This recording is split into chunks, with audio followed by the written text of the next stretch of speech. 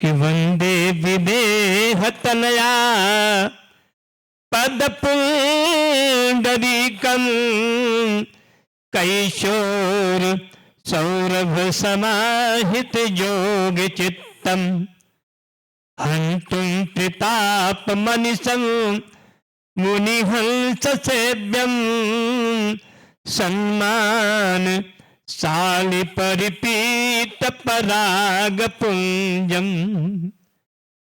ओम नमो ब्रह्मादिभ्यो ब्रह्म विद्या संप्रदाय कर्तृभ्यो वंशर्षिभ्यो महद्भ्यो नमो गुरुभ्यः सर्वोपप्लवरहितः प्रज्ञानघनः प्रत्यगर्थो ब्रह्मैवाहमस्मि।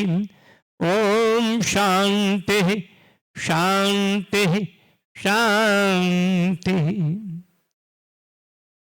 यो ब्रह्माणं विदधाति पूर्वम् यो वै वेदांश्च प्रहिणोति तस्मै तमः देवमात्मा बुद्धि प्रकाशं मुमुक्षुर्वै शरणमहं प्रपद्ये। ओम शांति शांति शांति।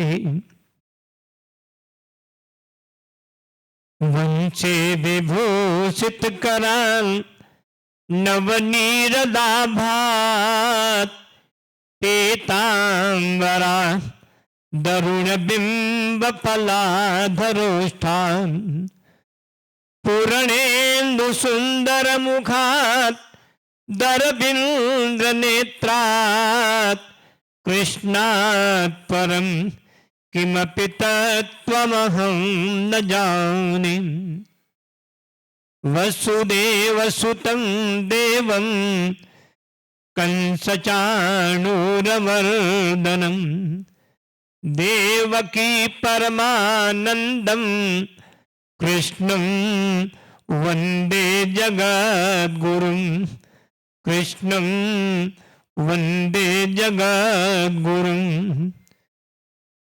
नीलाम्बुजश्यामलकोमलांगं सीता समारोपितवामभागं पाणौ महाशायकचारुचापं नमामि रामं रघुवंशनाथं नमामि रामं रघुवंशनाथं। अतुलित बलधामं हेमशैलाभदेहं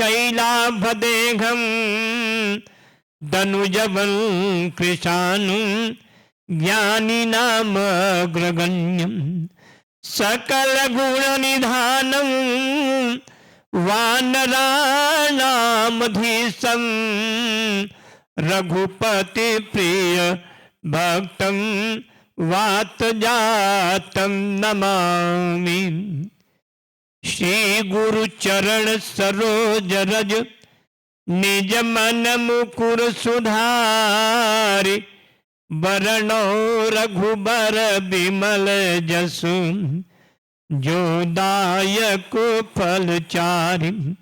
सियापति राम जय जय राम मेरे प्रभु राम जय जय। वो सदगुरुदेव भगवान की, श्री भगवान भाव भावेश्वर महादेव की, बोलो श्री सदगुरुदेव सदगुरु धाम की, यज्ञ भगवान की। प्रभु प्रेमियों, काले શું થયા તમે ખબર છે? કેટલા થોર વ્યક્તિમાં सम्मान થયા भगवान श्री भाव भावेश्वर नामनी।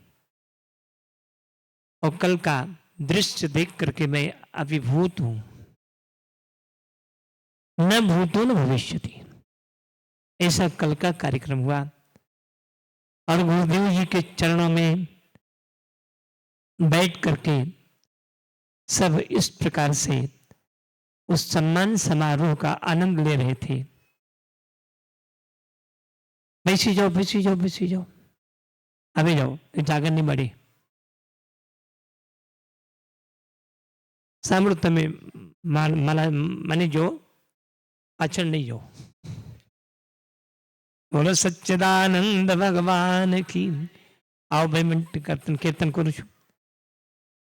आज सोमवार છે, પ્રેમથી બોલો ओम नमः शिवाय, ओम नमः शिवाय, ओम ओम नमः शिवाय, ओम नमः शिवाय, ओम नमः शिवाय, ओम नमः शिवाय, ओम जय हो। ओम नमः शिवाय, ओम नमः शिवाय, ओम हर हर भोले नमः शिवाय, ओम नमः शिवाय, ओम नमः शिवाय, ओम। ताली अवश्य बजाओ, सबको ताली बजाने। माई हाथ बंद करके बैठी नहीं। कि राम कथा सुंदर करतारी और संशय देह गौड़ा वनहारी। कथा के पहले कथा में ताली बजाने का जो नियम है, ऐसा क्यों? शुरू शुरू में कुछ संतों का मत है कि राम नाम कहां बैठे हैं? जिह्वा पर।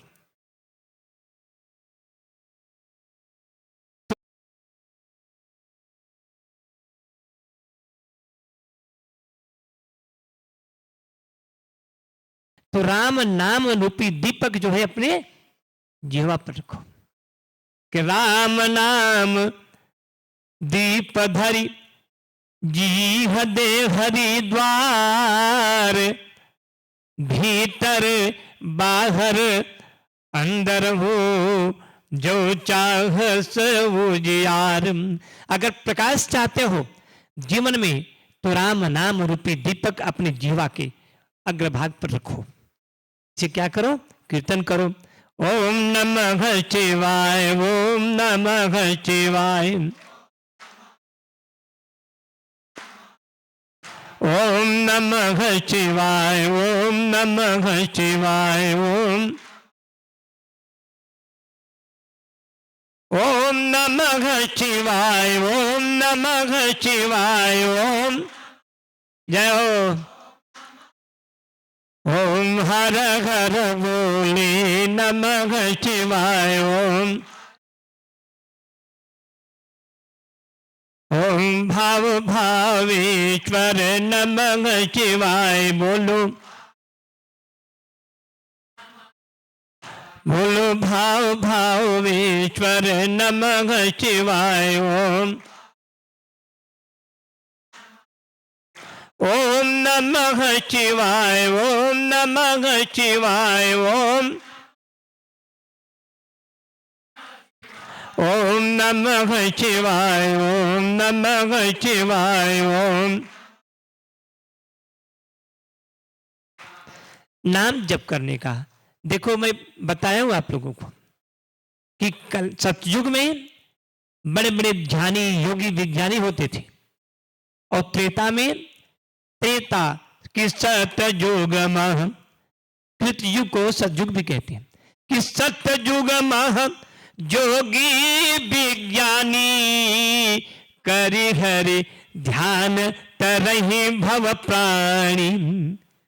सतयुग में भगवान का ध्यान करके हजारों हजारों साल तपस्या करते थे, ध्यान करते थे और भगवान के चरणों में अनुराग करके और बैठे रहते थे।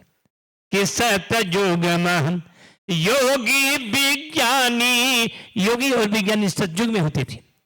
करि हरि ध्यान तरहि भव प्राणी। और त्रेता कि त्रेता विविध यज्ञ नर करही, प्रभु ही समर्पि कर्म भवत रही। त्रेता में यज्ञ करती थी, अश्वमेध यज्ञ, लक्ष्य चंडी यज्ञ, अनेक प्रकार के गोमेध यज्ञ, ऐसे यज्ञ होते थे, बड़े बड़े यज्ञ होते थे। अब उसका कर्म का जो फल होता था, यज्ञ के कर्म का जो फल होता था, वो भगवान के चरणों में अर्पण कर देती थी कि प्रभु हे समर्पि कर्म भवत रही। और द्वापर में, क्यों द्वापर तक भगवान का दर्शन होता था प्रत्यक्ष, कि द्वापर करी रघुपति पद पूजा, और नर भव तरहि उपायन दूजा। और द्वापर में भगवान कृष्ण का जब तक था प्राकट्य, तब तक भगवान सबको उपलब्ध थे, सबको चरण स्पर्श करने का मौका मिलता था।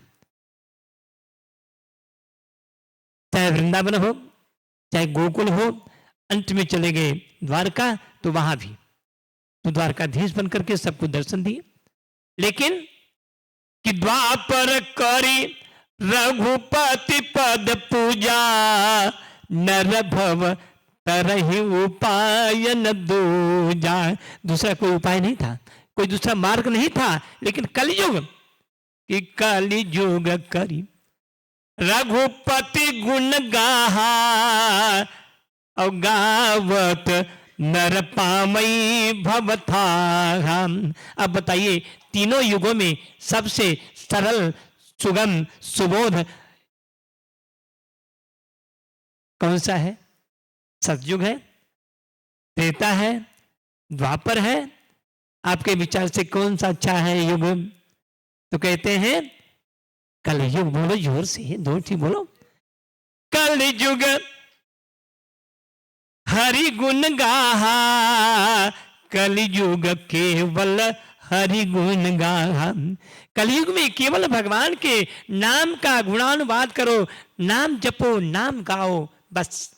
कि गावत नर पावई भवथा। संसार रूपी सागर को अगर पार जाना है, थाह लगाना है, तो क्या करो? भगवान का नाम जपो। कलयुग में कितना सरल है। और गोस्वामी जी ने लिखा कि कलयुग समयुग आन नहीं। कलयुग के समान दूसरा कोई युग ही नहीं हुआ। कि कलयुग समयुग आन नहीं, जौ नर करि विश्वास, गाय राम गुण गण बिमल, नरतर भी नहीं प्रयास। बिना प्रयास के बेसी जाओ काका, क्या जवान छे। कलयुग समयुग आन नहीं। बेसी जाओ बहन, बहुत देर कर रहे हो तुम लोग, बैसो जल्दी से। कि कलयुग समयुग आन नरी नहीं, जौ नर करि विश्वास, गाय राम गुण गण बिमल, भवतर भी नहीं प्रयास। बिना प्रयास के गोपद सिंधु अनल शीतलाई। भगवान के नाम जपने से सिंधु जो है गौ माता के खुर के बराबर हो जाता है। गोपद। नारायण हरिओम, हरिओम। जोर से बोलो हरिओम, हरिओम, हरिओम। तुम की दो कि कली युग केवल हरि गुण गाहा, और गावत नर पामई भवता।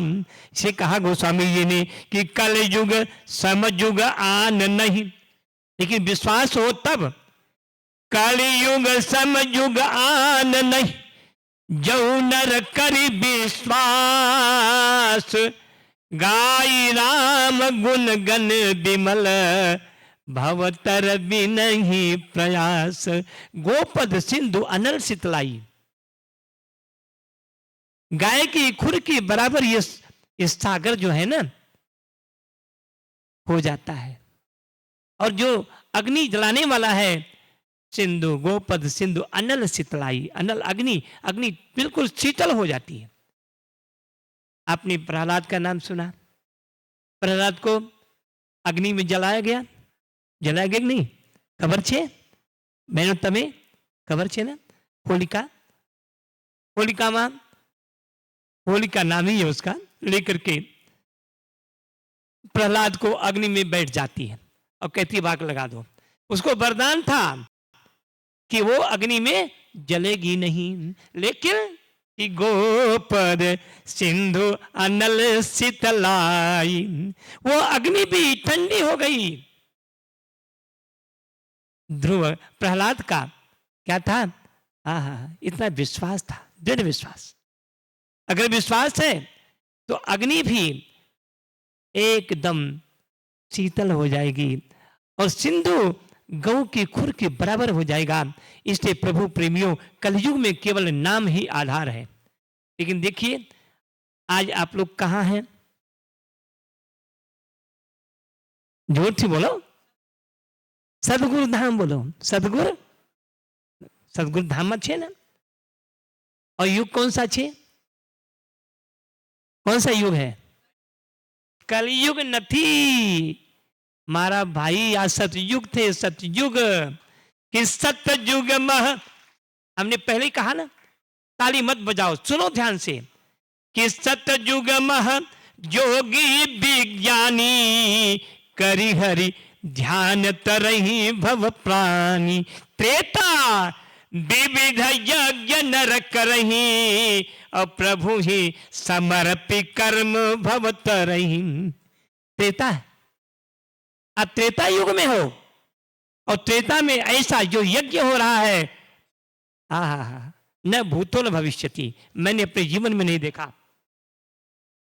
इतनी माताएं कलश लेकर के जो चल रही थी, उनके पीछे में था, दूसरे रथ पर, दूसरे बग्गी पर देख रहा था।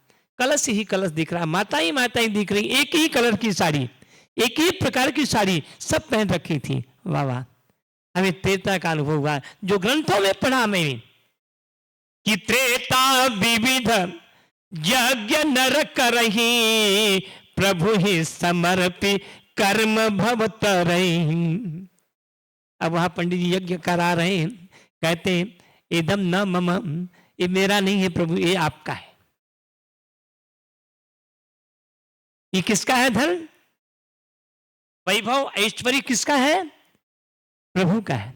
इसे गोस्वामी जी ने लिखा है कि तुम ही निवेदित, भगवान को अर्पण करके, भगवान को चढ़ा करके, भगवान को दिखा करके, कि तुम ही निवेदित भोजन करही, और प्रभु प्रसाद पटभूषण धरही। पहले जब प्रसाद बनी माताओं, आपका कर्तव्य है कि पहली रोटी किसका? जोर से बोल। गाय ना, पहली रोटी गाय माटे, दूसरी रोटी खबर न थी, अग्नि माटे। हवन करो, ओम प्राणाय स्वाहा, ओम अपानाय स्वाहा, ओम व्यानाय स्वाहा, ओम उदानाय स्वाहा, ओम समानाय स्वाहा। भगवान जब गए हैं तो पंच कवल, प्राणाय, अपानाय, व्यानाय, उदानाय, समानाय, स्वाहा करके अग्नि में, तब भगवान प्रसाद पाते हैं। कि तुम ही निवेदित भोजन करही, ये नियम बनाओ कि पहले भगवान को अर्पण करके, जब अर्पण करोगे तो प्रसाद बन जाएगा। क्या बन जाएगा? तभी प्रसाद जो ही छे ने, जब प्रसाद खाओ छे ने, तो प्रसाद थई गए और भगवान को भोग नहीं लगाया, गप्पर गप्पर खाने लगे, तो क्या होगा? वो प्रसाद, तो आपकी बुद्धि चंचल होगी, मन चंचल होगा, आपके घर में कलह होगा, आपके घर में नहीं होगा। आप सब, आप सब श्रेष्ठ जन बैठे हैं, बुद्धिमान बैठे हैं, सत्संगी बैठे हैं। सत्संग करने वाले के घर में कभी कलह नहीं होता, कभी झगड़ा नहीं होता।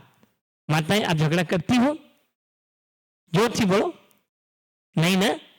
बोलो, जोर से बोलो। महाराज नहीं करते हूं। अगर कोई करती भी हो तो कोई बात नहीं है, लेकिन आज से बंद कर देना, आज से झगड़ा करना बंद, संकल्प ले लो। माताएं, लोग कहते हैं महाराज माताएं बहुत झगड़ा करती। अरे माताएं आज ही संकल्प ले रही हैं, झगड़ा नहीं करवानो। बोलो सदगुरुदेव धाम की, सदगुरुदेव भगवान की। झगड़ा नहीं करो ना, हाँ प्रेम से रहो। तो हमें सत्संग क्या सिखाता है? तो यज्ञ भगवान से देखो, मुझे कल ही याद आया था, एक बात बतानी थी कि भगवान राम का प्राकट्य कहां से हुआ? बता लोगों को मालूम है क्या थी? यज्ञ थी सूथया सुमड़ा चरु। यज्ञ भगवान स्वयं प्रकट होकर के हाथ में चरु लेकर के, और वो प्रकट होते हैं और भगवान वशिष्ठ जो है कामेष्टि यज्ञ कराते हैं, पुत्रेष्टि यज्ञ कराते हैं। और उसके द्वारा, क्योंकि उनके पुत्र नहीं था दशरथ के, कि श्रवण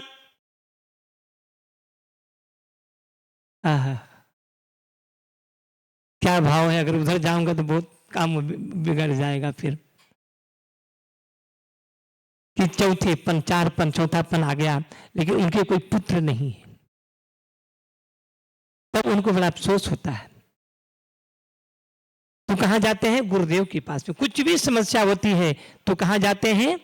गुरुदेव के पास में। जैसे आप लोगों के पास कोई समस्या हो, कोई तकलीफ हो, तो आप गुरुदेव के चरणों में बैठ करके उनसे बता सकते हो कि गुरुदेव मुझे ये तकलीफ है, ये मेरी समस्या है, आप उसका समाधान करो।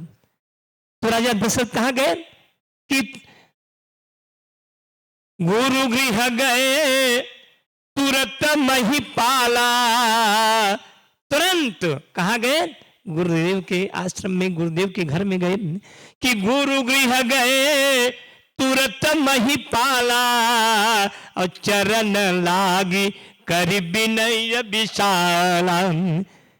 चरण में पढ़ करके, गुरुदेव के चरणों में पढ़ करके बड़ा विनय करते हैं, विशाल।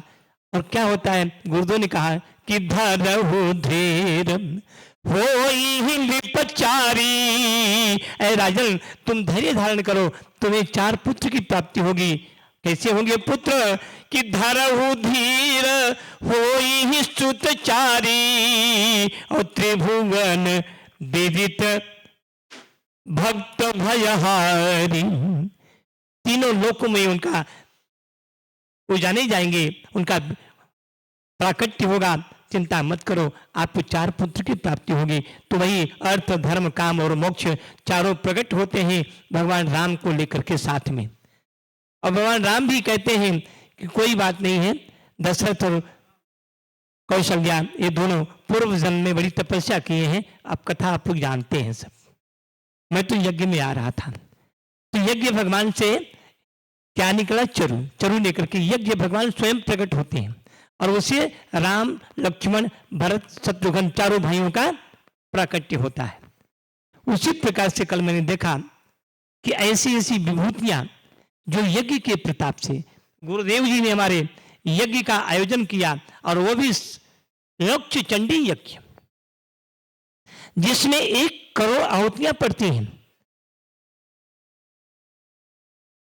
और उसको आप लोग समझ कर रहे हैं, देख रहे हैं। और यज्ञ से शिष्टाशिन संतो, यज्ञ से अवशिष्ट अन्न जो है वो आप रोज ग्रहण कर रहे हैं। आपका मन, आपकी बुद्धि, आपका धन, सब कुछ पवित्र हो गया है, सब पवित्र है। इस भूमि को नमस्कार करो, ये भूमि को प्रणाम करो जिस भूमि में ये यज्ञ हो रहा है।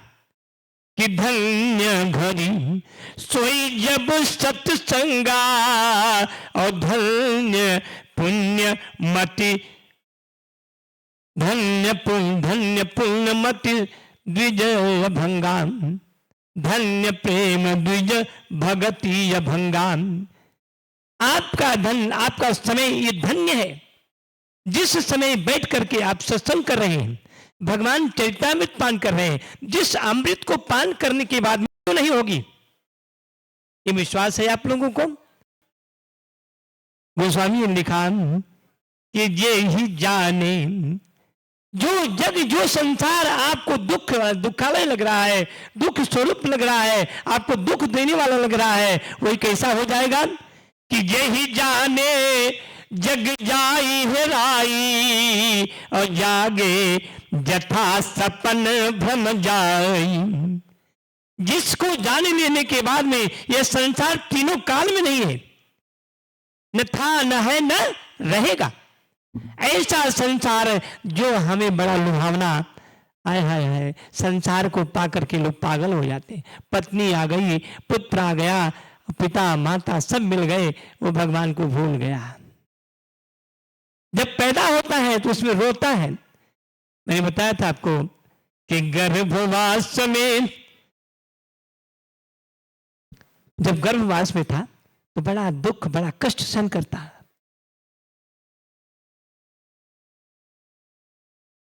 कि बचपन बिताया रुदन और हंसी में, पिया दूध मां का ललक कर खुशी में, लिया जन्म तुमने बड़े कष्ट सह कर। बहुत कष्ट सहा तभी जन्म हुआ, मां के गर्भ से तभी बाहर निकला। मां के गर्भ में, आपको तो याद नहीं है, गर्भ में याद रहता है, हम लोगों को याद था तभी हम घर छोड़ के भाग गए। याद था कि मां के गर्भ में कितना कष्ट होता है। मां, प्रभु प्रेमियों, वहां कृमि कीड़े ऐसे ऐसे काट रहे हैं, मल मूत्र में पड़ा है, शरीर में क्या है? आप लोगों ने कभी विचार किया कि शरीर क्या है? भगवान शंकराचार्य लिखते हैं कि त्वं मांस रुधिर स्नायु मेदो मज्जासि संकुलम मल मूत्र पुरी चाभ्याम किम सौ न निंदनी बपू। ऐ मानव, ये शरीर क्या है? त्वं त्वचा, मांस, रुधिर माने रक्त, लहू, आप लोग बोलते हैं ना लहू, रक्त, रुधिर, मांस, मेद, मज्जा, अस्थि, यही सब तो है। और क्या है?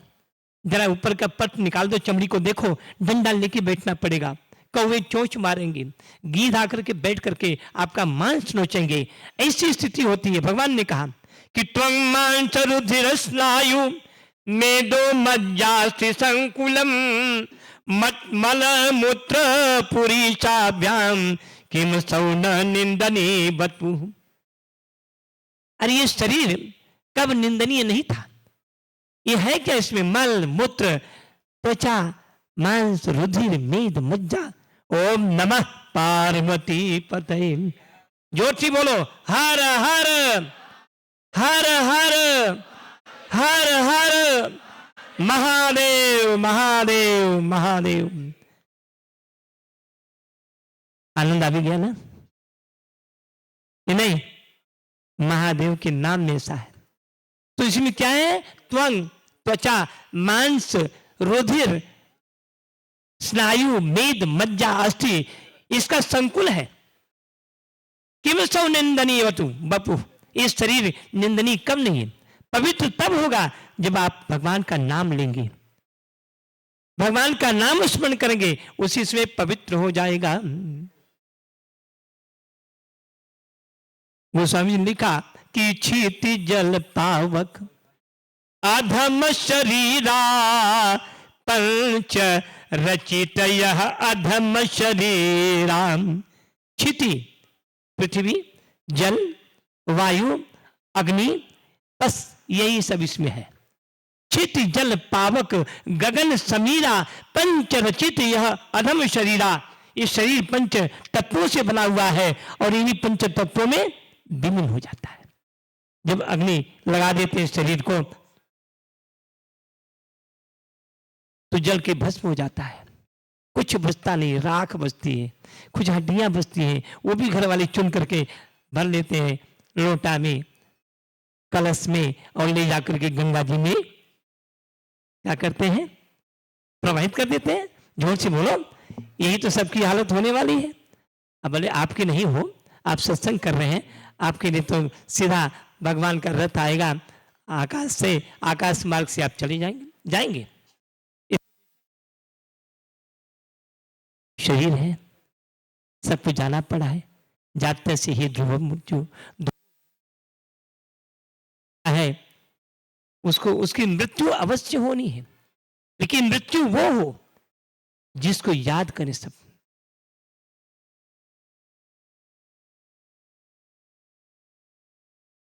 भजन गाओगे क्या?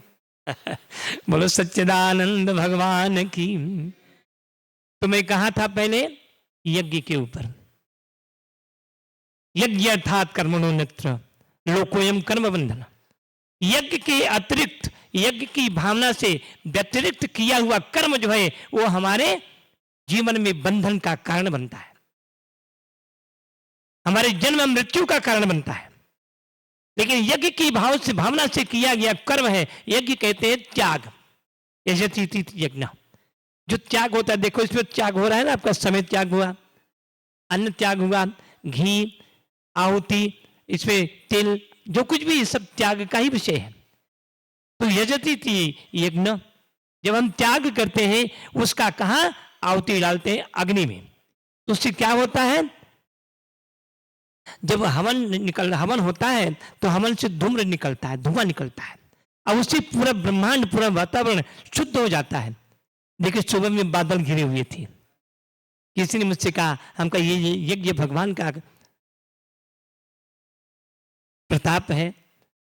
यज्ञ भगवान, जहां यज्ञ हो रहा है वहां बादल घिरना, बरसात होना, यज्ञाद भोज पर्जन्यो पर्जन्याद धर्म धन अन्न संभवान। यज्ञ से ही क्या होता है? वर्षा होती है। यज्ञ से ही, बोलो जोर से, वर्षा होती है, वर्षा से अन्नाद। यज्ञाद भवति पर्जन्य, यज्ञ से पर्जन्य वर्षा, और वर्षा से अन्न। अगर वर्षा नहीं हो तो अन्न होगा? अन्न पैदा होगा? नहीं होगा। यज्ञाद भवति पर्जन्यो पर्जन्याद अन्न संभव, और अन्नाद भवन्ति भूतानि। हम सब जो पैदा हुए हैं ना, वो सब अन्न से पैदा हुए हैं। माता पिता के द्वारा खाए गए अन्न से जो रज वीर्य तैयार होता है, उसी से तो हमारी उत्पत्ति हुई है ना बिंदु। अब इसके बाद में फिर आप धीरे धीरे धीरे धीरे बड़े हो जाते हैं। जब बड़े होते हैं भगवान को भूल जाते हैं कि गर्भवास में कौल किया था, नाम जपूंगा मैं तेरा।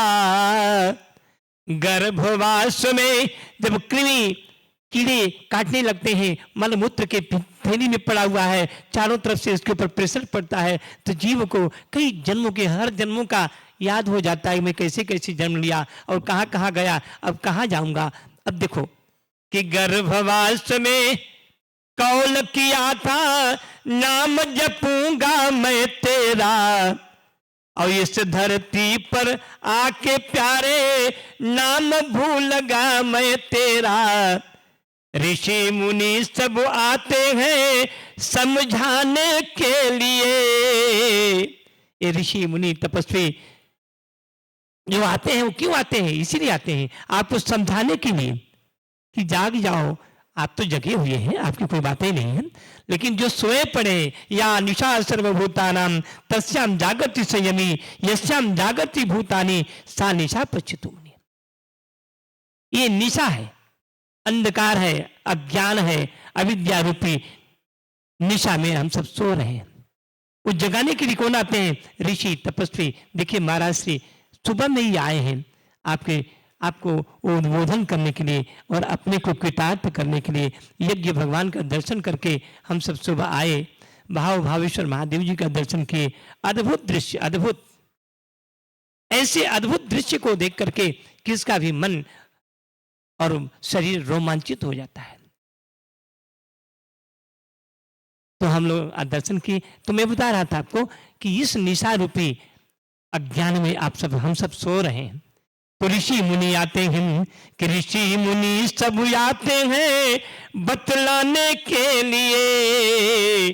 कुछ तो समय निकाल हरि गुण गाने के, कुछ तो समय निकाल हरि गुण गाने के।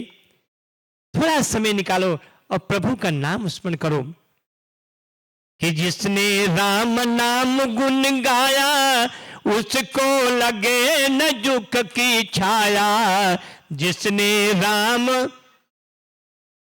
आए है कितना सरल भजन है कि जिस किसी ने भी भगवान राम के नाम का गुणानुवाद किया कि जिसने राम नाम गुण गाया उसको लगे न दुख की छाया, तो उसको दुख की छाया नहीं लगती है, दुखी नहीं होता है। अगर ऐसा होता भी है तो समझ लो ये शरीर भोग रहा है। भोगता कौन है? शरीर है। वह तो अभोक्ता है, अजन्मा है, उसको न भोग भोगने का है, न उसको जन्म लेना है। न जायते न म्रियते न तिष्ठति न गच्छति समः सर्वेषु भूतेषु मद भक्तिम लभते पराम। इस प्रकार से आप न मरने वाले हैं न जन्म लेने वाले हैं, लेकिन कब? जब आप अपने को जान लेंगे। भगवान शंकराचार्य कहते हैं कि तुम विचार करो, को हम कथमिदम जातम को वा कर्ताश्च विद्यते, मैं कौन हूँ, ये संसार क्या है, इसको किसने बताएं, किसने बनाया। कथम जातम इदम संसारम जगतम को हम कथमिदम जातम को वा कर्ताश्च विद्यते। इसका ऊपर बनाने वाला कौन है, इसका कर्ता कौन है? उपादानम की मस्ती है, किन किन सामग्रियों से इसको बनाया गया है। विचारो स्वयं विदितम। भगवान कहते हैं ऐसा तुम विचार करो, कभी विचार करो, कभी तो विचार करो। पुनरपि जननम पुनरपि मरणम, बार बार गर्भ में आना, बार बार जन्म लेना, बार बार फिर छोटे बड़े होकर के मर जाना, यही सब क्रम चल रहा है। और इससे निवृत्ति तब होगी जब हम अपने को जान लेंगे कि अरे भाई हम इसलिए नहीं आए हैं, क्योंकि मैं आपको पहले बताया कि आहार निद्रा भय मैथुन आदि ये सब तो पशु भी करते हैं और मनुष्य भी करता है, लेकिन धर्म ही एक ऐसा है जो हमें पशु से अलग करता है। धर्मो ही तेसाम अधिकम विशेषो, इसे धर्म का पालन करो। मनुष्य का धर्म क्या है इसको जाने समझो और उसके ऊपर चलो।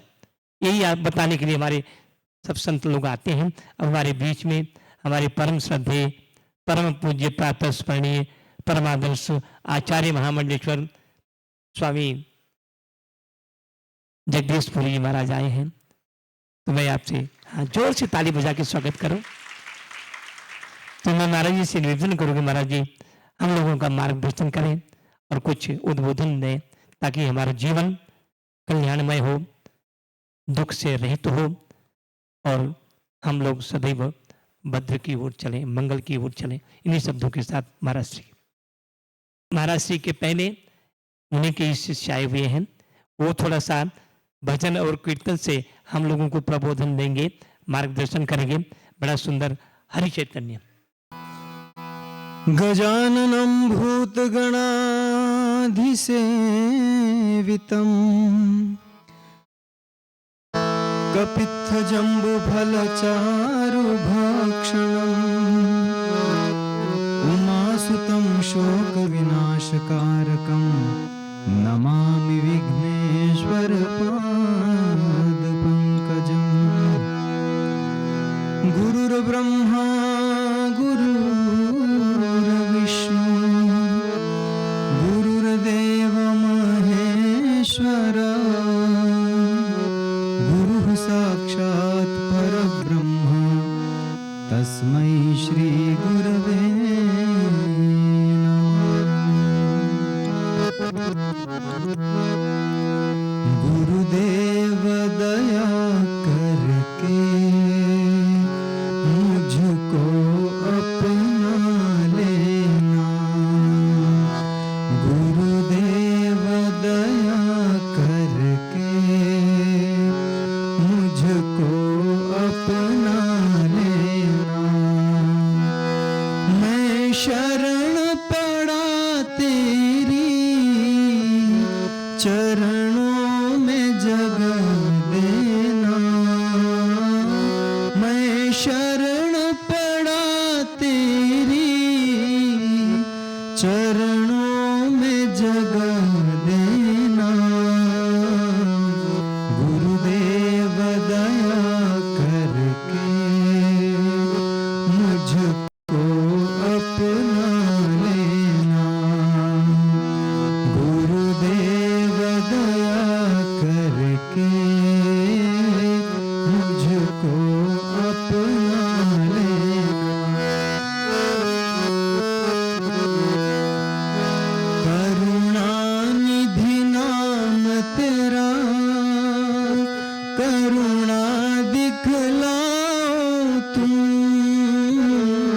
करुणानिधि नाम तेरा, करुणा दिखलाओ तुम। सोए हुए भाग्यों को हे नाथ जगाओ तुम। सोए हुए भाग्यों को हे नाथ जगाओ तुम। मेरी नाव भंवर डोले, इसे पार लगा देना। गुरुदेव दया करके मुझको अपना लेना।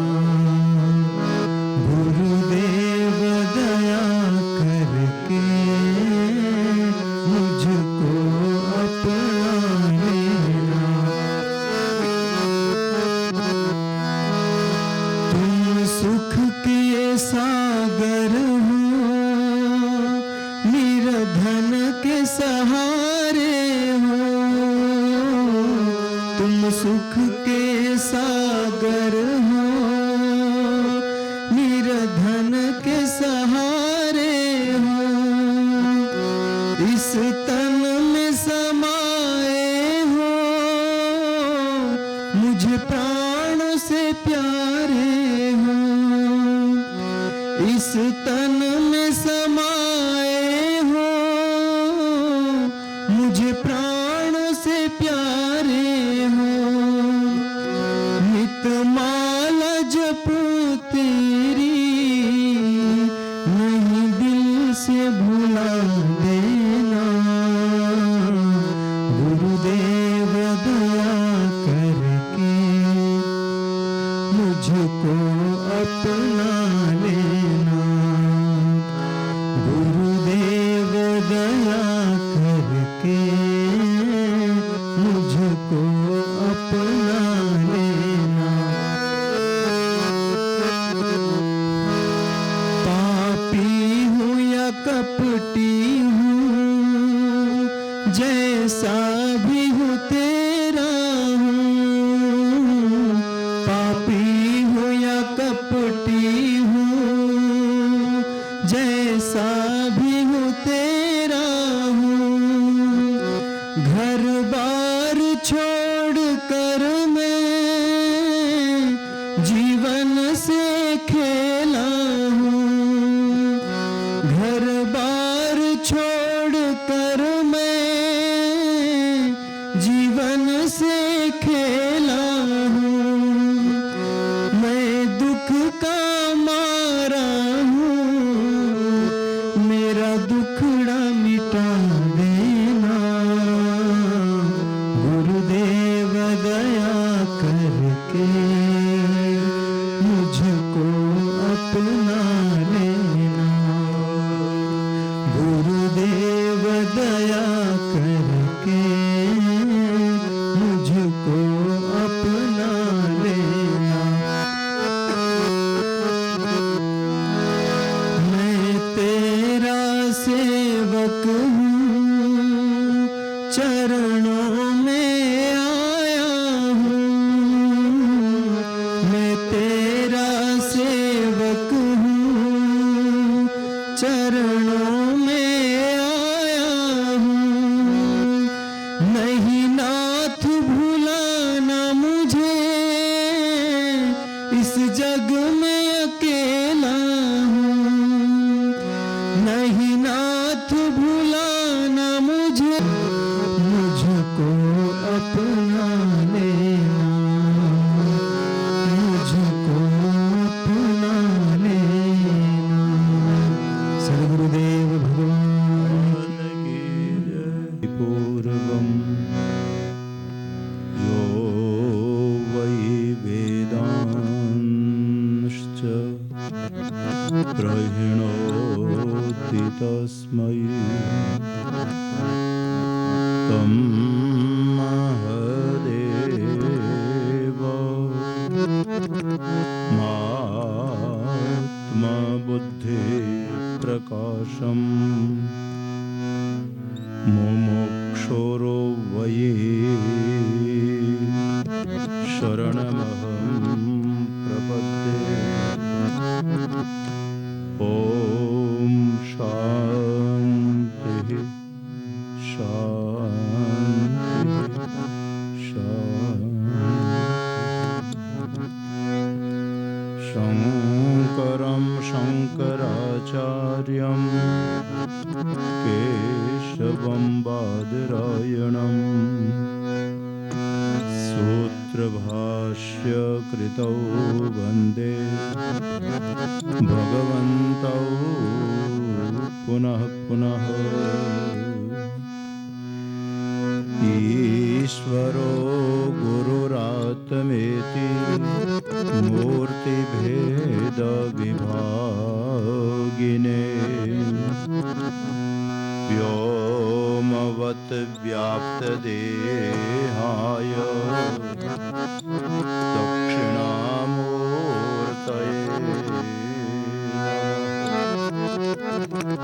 ॐ शान्तिः शान्तिः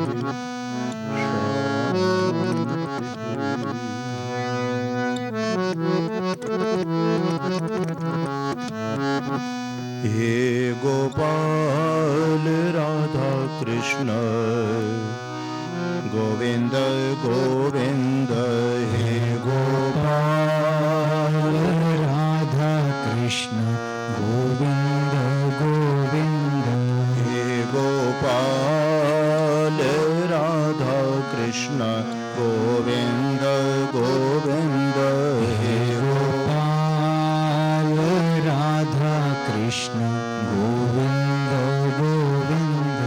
हे गोपाल राधा कृष्ण गोविंद गोविंद। हे गोपाल राधा कृष्ण गोविंद गोविंद। कृष्ण गोविंद गोविंद कृष्ण गोविंद गोविंद। कृष्ण गोविंद गोविंद कृष्ण गोविंद गोविंद। कृष्ण गोविंद गोविंद कृष्ण गोविंद गोविंद। कृष्ण गोविंद गोविंद कृष्ण गोविंद गोविंद। हे गोपाल राधा कृष्ण गोविंद गोविंद। हे गोपाल राधा कृष्ण गोविंद गोविंद। हे गोपाल राधा कृष्ण गोविंद गोविंद। हे गोपाल राधा कृष्ण गोविंद गोविंद। हे गोपाल राधा कृष्ण गोविंद गोविंद। हे गोपाल राधा कृष्ण गोविंद गोविंद। कृष्ण गोविंद गोविंद कृष्ण गोविंद गोविंद। कृष्ण गोविंद गोविंद कृष्ण गोविंद गोविंद। कृष्ण गोविंद गोविंद कृष्ण गोविंद गोविंद। कृष्ण गोविंद गोविंद कृष्ण गोविंद गोविंद। हे गोपाल राधा कृष्ण गोविंद गोविंद। हे गोपाल राधा कृष्ण गोविंद गोविंद। कृष्ण गोविंद गोविंद कृष्ण गोविंद गोविंद। कृष्ण गोविंद गोविंद कृष्ण गोविंद गोविंद। सच्चिदानंद भगवान की जय हो। श्री भाव भावेश्वर महादेव की जय। श्री यज्ञ नारायण भगवान जय हो सद्गुरु देव महाराज की जय हो नमः पार्वती पतये हर हर महादेव।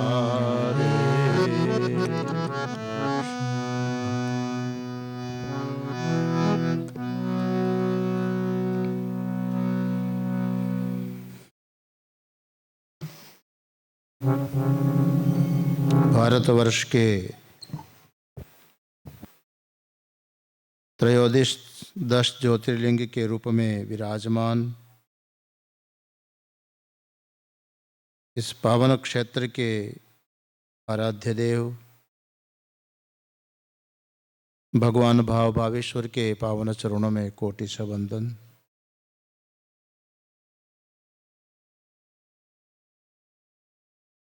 पीताम्बरा भगवती माँ के पावन चरणों में भावगम्य वंदन। यज्ञ नारायण भगवान के चरणों में वंदन। इस सद्गुरु धाम संस्था के और इस क्षेत्र के तीर्थ के रूप में प्रणीति के रूप में संकल्पक हमारे परम सम्माननीय परम पूज्य अखिल भारतीय परमादर्श आचार्य महामंडलेश्वर समिति के परमाध्यक्ष श्रद्धेय महाराज श्री जी के पावन चरणों में कोटि से ओम नमो नारायणाय। जिनका पवित्र उद्बोधन बड़े भाव के साथ हम लोग श्रवण कर रहे थे।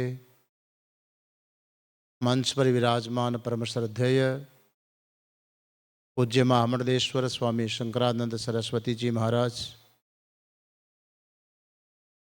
इस लक्षचंडी महायज्ञ के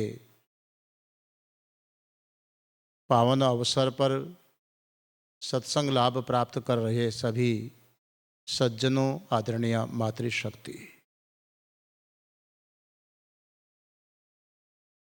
बहुत ही सुंदर अवसर है। ये समझिए कि हमारे पता नहीं कौन से जन्मों के सोए हुए पुण्य कर्म आज जाग उठे हैं। इसलिए इस पवित्र स्थान पर लक्षचंडी महायज्ञ का दर्शन और इस आयोजन का भाग लेने का सौभाग्य प्राप्त हो रहा है। जीवन में यज्ञों की आवश्यकता क्यों होती है? मनुष्य के लिए इसका महत्व क्या है? क्यों यज्ञ करना चाहिए? यह बड़ा विचारणीय विषय है। और वो भी खास करके तब जब उस यज्ञ का परिसंचालन किसी सन्यासी महापुरुष के भीतर से चल रहा हो, जिस सन्यासी के लिए संसार में कोई कर्तव्य शेष नहीं रहता है, और फिर भी उसके लिए यज्ञों की परिकल्पना करके इतना बड़ा अनुष्ठान चल रहा हो, क्या आवश्यकता है? माताओं, सज्जनों, जिस सनातन धर्म में भगवान ने हमें मनुष्य का शरीर प्रदान किया है, ये संसार का प्राचीनतम धर्म है, सनातन धर्म। आज जितने भी दुनिया में धर्म के नाम से मजहब जो कहला रहे हैं, वो तो केवल यो समझो कि कोई वट वृक्ष होता है ना, वट वृक्ष। वट वृक्ष को क्यों क्या कहते हैं गुजराती में? वट वृक्ष एटले शू? हाँ, वड़ वृक्ष। आप देखो, वड़ वृक्ष जो होता है उसका मूल जो तना होता है उसमें शाखाएं निकलती है, और उन शाखाओं में फिर नीचे उसकी जड़ें, शिफाएं निकलती है।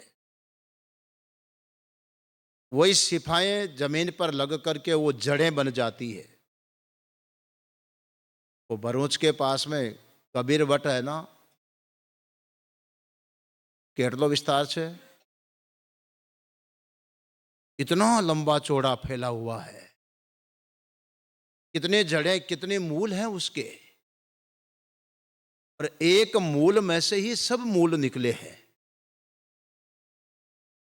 संसार का प्राचीनतम धर्म है, उस मूल की तरह हमारा सनातन धर्म है।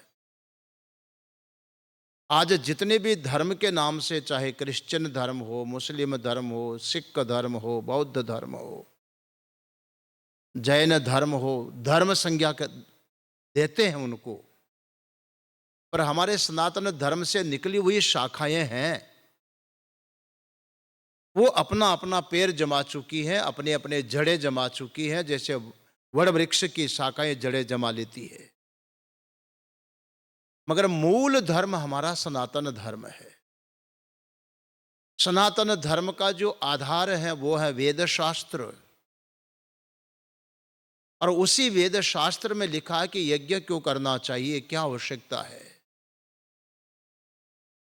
सामवेदीय छांदोग्य उपनिषद में आता है, त्रयो धर्म स्कंध यज्ञ अध्ययन दानमिति प्रथम तप एव द्वितीय ब्रह्मचारी आचार्य कुलवासी तृतीय अत्यंतम अवसादनम आत्मानम अवसादनम ब्रह्म संस्तो अमृतत्वमेति। बड़ा सुंदर मंत्र आया है कि जो हमारा धर्म है वो तीन के ऊपर टिका हुआ है, तीन धर्म के आधार है। यज्ञो अध्ययन दान मिति प्रथम तप एव द्वितीय ब्रह्मचारी आचार्य कुलवासी तृतीय। तीन धर्म के स्कंद माने गए हैं। उसमें प्रमुख जो धर्म का स्कंद माना गया है, मूल माना गया है, वो गृहस्थ धर्म को माना गया है। जिस गृहस्थ में धर्म टिका हुआ है गृहस्थ के ऊपर, पर उस धर्म को धारण करने का साधन क्या है। जैसे हमारा शरीर है, रीढ़ की जो हड्डी होती है, पीछे रीढ़ की हड्डी को क्या बोलते हैं गुजराती में, हाँ, उसी पर पूरा शरीर टिका हुआ रहता है। कहीं एक्सीडेंट हो जाए और कहीं रीढ़ की हड्डी टूट जाए, वो व्यक्ति बैठा नहीं रह सकता, वो खड़ा नहीं हो सकता है।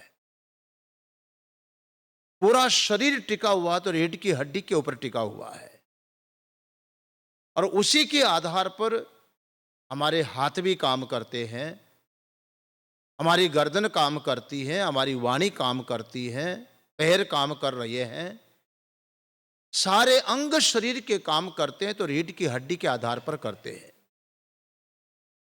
ठीक इसी प्रकार से हमारे जो समाज की एक व्यवस्था चलती है,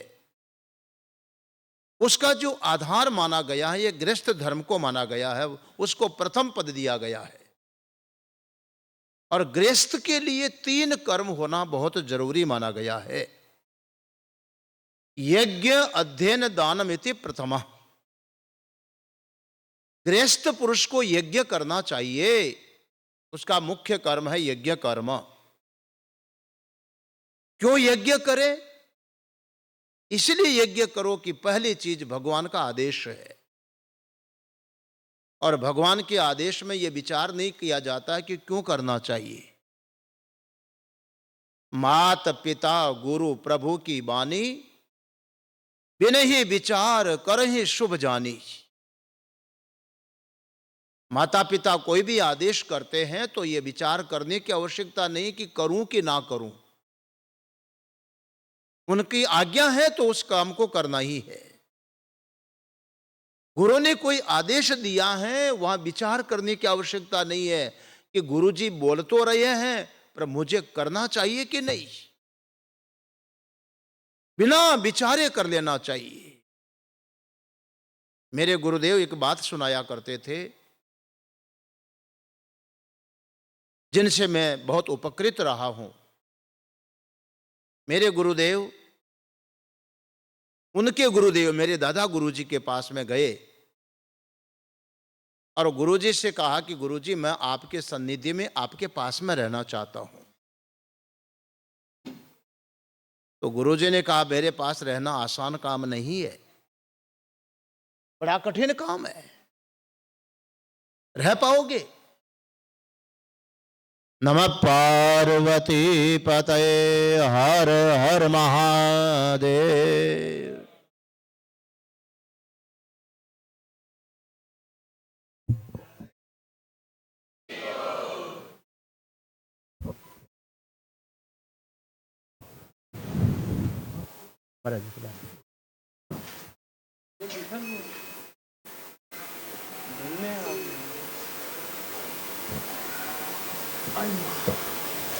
विराजे आप लोग बैठे।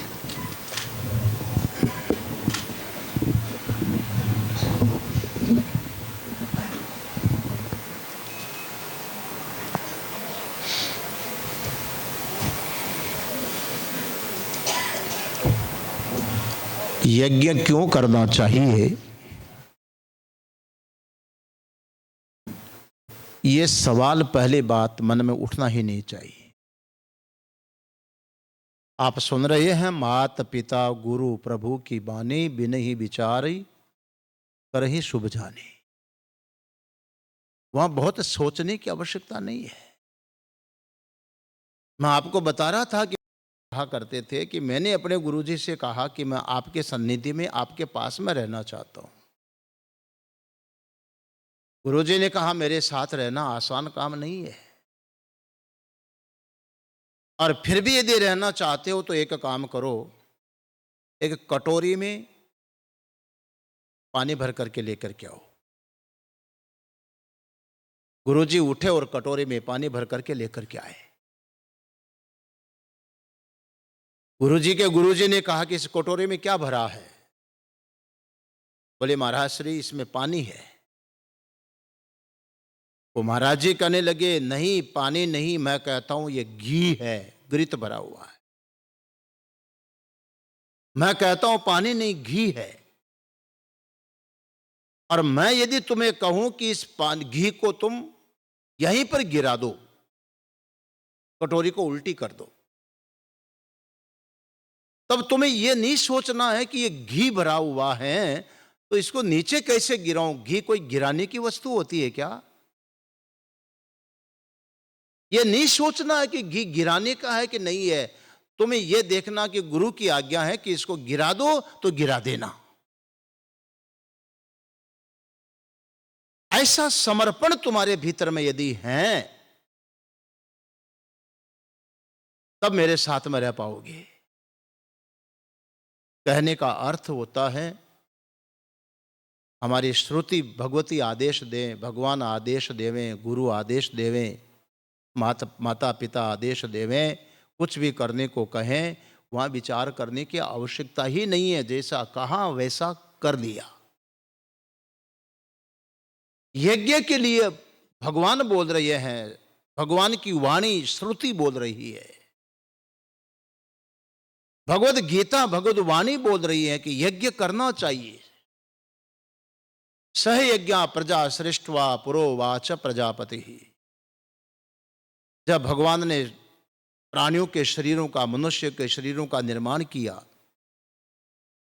तो उसी वक्त भगवान ने मनुष्य को कहा कि तुमको यज्ञ करना है, यज्ञ करो। क्यों करें? यज्ञ कर्म तुम्हारा धर्म है और यज्ञ करने से देवगण प्रसन्न होंगे, इसलिए यज्ञ करना है। और कहीं तुम्हारे भीतर प्रश्न खड़ा होगा कि कर्म तो बांधने वाली वस्तु है। यज्ञार्थात कर्मणो अन्यत्र लोकोयम कर्म बंधन है। यज्ञ जो कर्म है वो बंधनों को काटने वाला है, न कि बंधन देने वाला है। इसलिए यज्ञ करने की जरूरत है, भगवती श्रुति का आदेश है। यही कारण था कि मैं श्रुति का मंत्र आपको सुना रहा था कि गृहस्थ के लिए प्रमुख रूप से यज्ञ कर्म माना गया है। यज्ञोध्ययन दान मिति प्रथमा। मनुष्य को यज्ञ कर्म करना चाहिए प्रथम रूप से, प्रधान रूप से गृहस्थ को लिया गया है, क्योंकि यज्ञ में सपत्नीक बैठते हैं ना, सपत्नीक बैठा जाता है। यहां यज्ञ चल रहा, अभी महाराज श्री जी के साथ दर्शन करने का सौभाग्य मिला, तो जो गृहस्थ लोग हैं सपत्नीक यज्ञ में बैठे हुए हैं, पत्नी के साथ यज्ञ में बैठा जाता है। गृहस्थ के साथ में पत्नी होगी, पत्नी के साथ में बैठते हैं। कई लोग सोच रहे होंगे महाराज यदि पत्नी पहले ही भगवान के पास चली गई तो वो पुरुष यज्ञ में बैठेगा कि नहीं। यदि स्थूल पत्नी भगवान के पास में चली गई तो भावनात्मक पत्नी को साथ में रख करके बैठ जाओ तो भी शायद महाराज श्री जी आज्ञा दे देंगे। व्यक्ति के भीतर में जो श्रद्धा है वो पत्नी की प्रतीक मानी जाती है, और विधि का जो ज्ञान होता है वो पुरुष का प्रतीक माना गया है। श्रद्धा और समझ के साथ में यज्ञ होना चाहिए, इसलिए यज्ञ के लिए, गृहस्थ के लिए कहा कि उसको यज्ञ जरूर करना चाहिए। यज्ञो अध्ययन दान मिति प्रथमः, यज्ञ करो, और यज्ञ वही कहलाता जिसमें 3 कर्म होते हैं। भावनात्मक विधि तो होती ही है, उसमें दान भी होता है। यज धातु से यज्ञ शब्द बनता है संस्कृत में। देव पूजा संगति करण दानेशु, 3 अर्थ में यज धातु का प्रयोग होता है। पहला देव पूजा हो, दूसरा संगति करण सत्संग हो, और तीसरा उसमें दान हो, त्याग हो। यहां तीनों काम चल रहे हैं। लक्षचंडी महायज्ञ में आप देख रहे हैं तीनों काम हो रहे हैं। देव पूजा होती है सवेरे सवेरे, और फिर सत्संग हो रहा है। शंकरानंद जी महाराज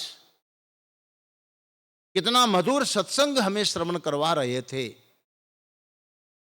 इस यज्ञ के बीच में कितने कितने महापुरुषों का दर्शन के साथ साथ श्रवण का लाभ मिला है ना। सत्संग होना बहुत जरूरी है, और साथ साथ में दान का महत्व माना गया है। पूजा करो, ये हवन भी जो है वो पूजा का ही अंग है। पहले विधिवत पूजा होती है, फिर हवन होता है। इधर बैठ के महापुरुषों के द्वारा सत्संग श्रवण करते हैं। और तीसरा दान का महत्व माना गया है, द्रव्य संविभाग का महत्व माना गया है। उससे द्रव्य की, धन की शुद्धि होती है। अब आप देखिए, जिस यज्ञ में 3 काम हो रहे हैं, सत्संग हो रहा है, देव पूजा हो रही है, और धन की शुद्धि हो रही है।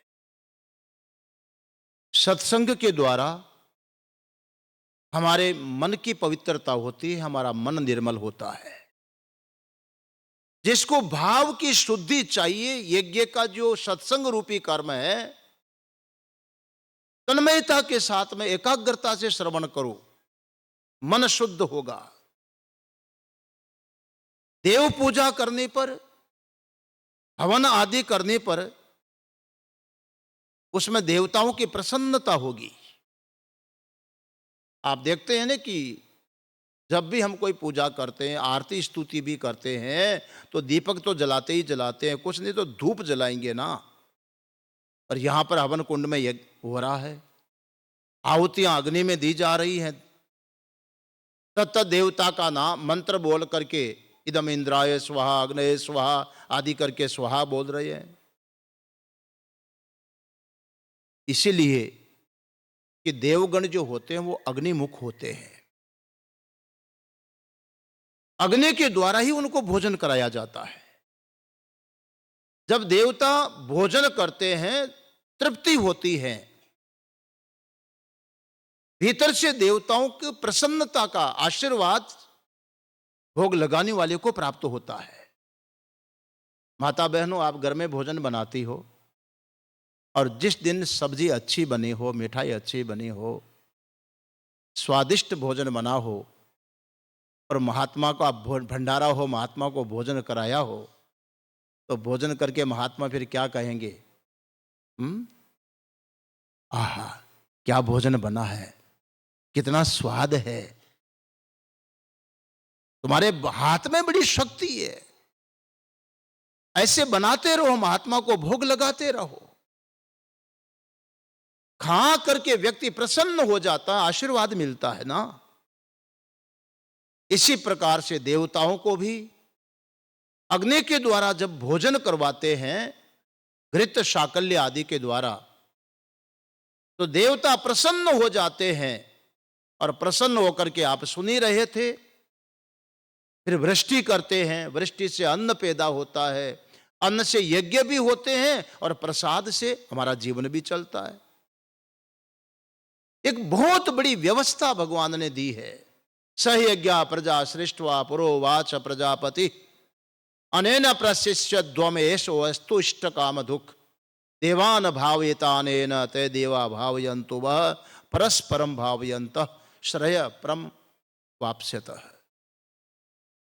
भगवान ने कहा कि देखो, तुम यज्ञ करो, उससे देवगण प्रसन्न होंगे, देवगण प्रसन्न होंगे, वृष्टि करेंगे, उस अन्न और जल से तुम्हारा जीवन चलेगा। और तुम यज्ञ करोगे, उससे देवताओं की को तृप्ति होगी, भूख मिटेगी। तुम्हारे द्वारा देवताओं का काम होगा, देवताओं के द्वारा तुम्हारा काम होगा। परस्परम भावयन्तः, एक दूसरे को प्रसन्न करते हुए एक दूसरे के काम में आओ, परम श्रेय की, मोक्ष की प्राप्ति हो जाएगी। इसलिए यज्ञ की जरूरत होती है। और वो यज्ञ श्रद्धा संपन्न पुरुष सपत्नीक बैठ करके करता है, तो उसका बाहर और भीतर दोनों से यज्ञ के साथ में पात्रता, योग्यता का संबंध होता है। इसलिए यज्ञ की आवश्यकता है।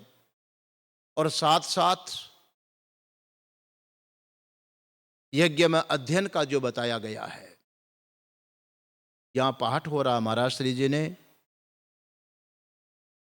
पता था कि स्वल्प काल में 1.25 लक्ष चंडी यज्ञ में पाठ होना, शुद्ध होना, पवित्रता से होना बड़ा कठिन काम होगा। करीब 1 वर्ष से यहां पाठ चल रहा, महाराज जी 3 वर्षों से पाठ चल रहा है।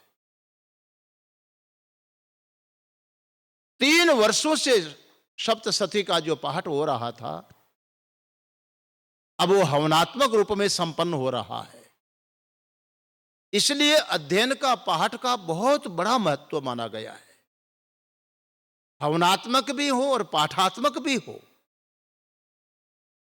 बड़ी विधि के साथ में, अच्छे विद्वानों के शुद्ध उच्चारण के साथ में ये बड़ा सुंदर पाठ भी संपन्न हो रहा है। मैं तो ये कहूंगा कि इस क्षेत्र के श्रद्धालु जन, वैसे तो क्षेत्र के तो क्या पूरे देश के कोने कोने के श्रद्धालु महाराज श्री जी से उपकृत हैं, पर खास करके ये जो क्षेत्र माना गया, इसको आदिवासी प्रधान क्षेत्र मानते हैं, इस क्षेत्र के ऊपर कितनी बड़ी कृपा रही है महाराज श्री जी की। बड़े महाराज जी की कितनी सोच रही होगी। मैं तो ये सोच रहा हूं कि महाराज श्री जी को जो संकल्प उठा, मैंने कहा महाराज जी यहाँ के परिकल्पक हैं, पर महाराज श्री जी के भीतर में जो परिकल्पना उठी इस क्षेत्र में, इतना दिव्य भव्य अलौकिक स्वरूप जो यहां पर प्रकट हुआ है, तो महाराज श्री जी के भीतर में बैठ करके बड़े महाराज जी की ही मैं प्रेरणा मानता हूं।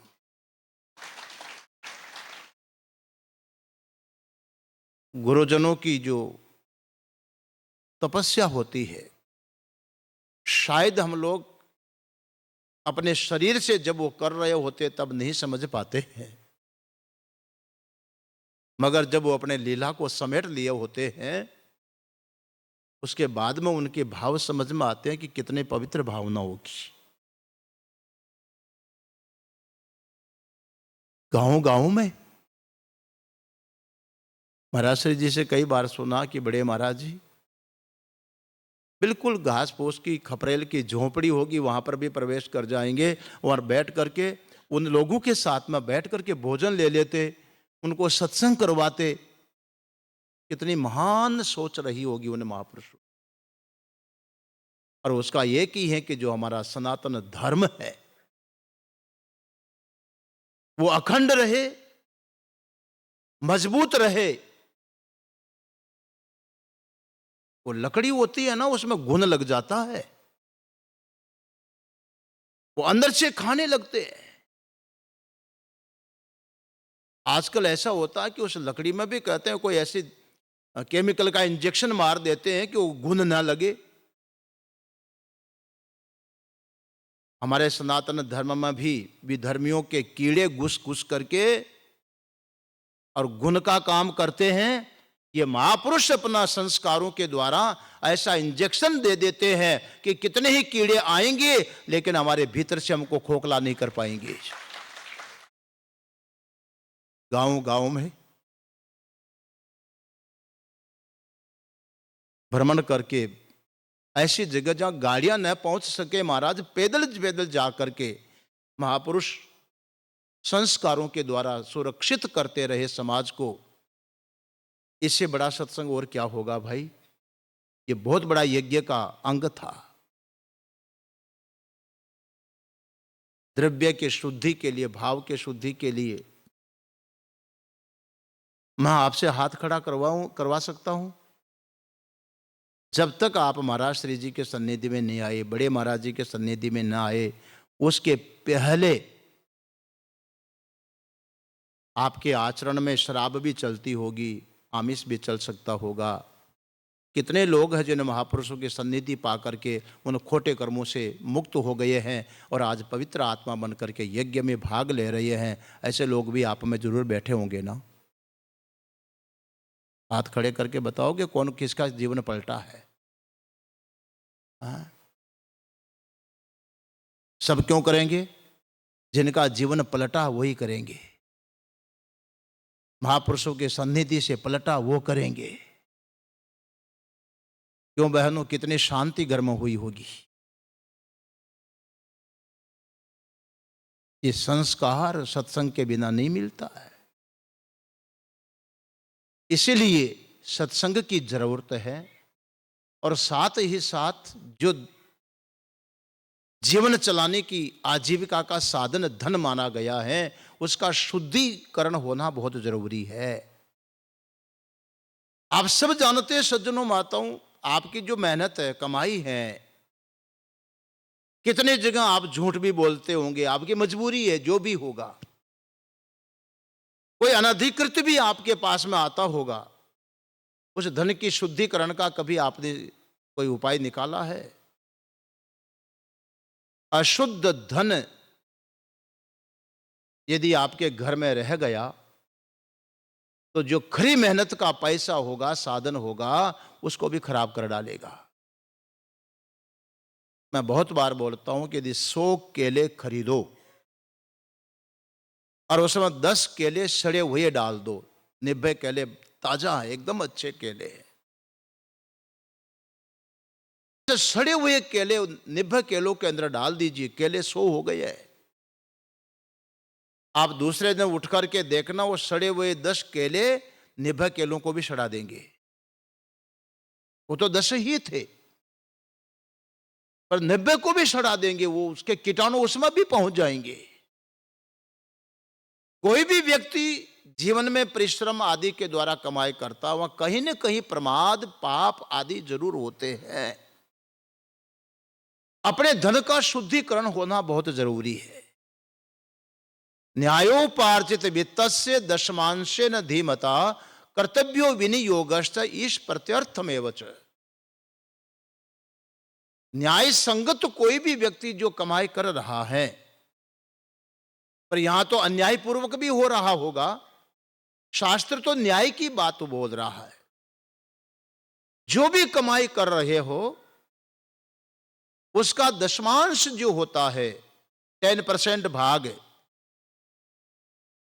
इस प्रत्यर्थ में एवच कर्तव्यो विनियोग, भगवान की प्रसन्नता के लिए धर्म में उसका त्याग कर देना चाहिए, उसका विनियोग कर देना चाहिए, अपने लिए काम में नहीं लेना चाहिए। 1000 रुपये कमा रहे हैं तो 100 रुपये पर आपका अधिकार नहीं है। 100 ही कमा रहे हैं, 10 रुपये पर आपका अधिकार नहीं है। वो भगवत कार्य में, सेवा के कार्य में लगना चाहिए, वो यज्ञ में लगना चाहिए।